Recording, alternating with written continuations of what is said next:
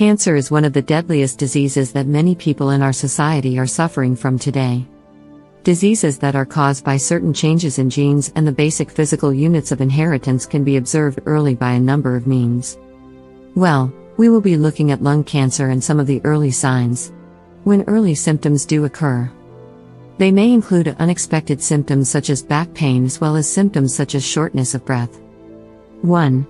A major sign of lung cancer is back pain, which occurs when the tumor puts pressure on the lungs or spreads to the spinal cord and ribs. 2. When the cough persists or worsens, it is an early sign of lung cancer and should be treated properly. Lung cancer cough usually starts as a dry cough, without mucus, and then comes into fits.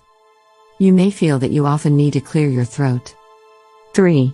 People who cough up sputum or blood should go to the nearest health center for a proper examination, because this may be a clear sign of lung cancer. 4. Other key or early signs of lung cancer includes chest pain that worsens when you breathe deeply, laugh, or cough. Feeling weak and tired always is another major sign of lung cancer which should be treated amicably.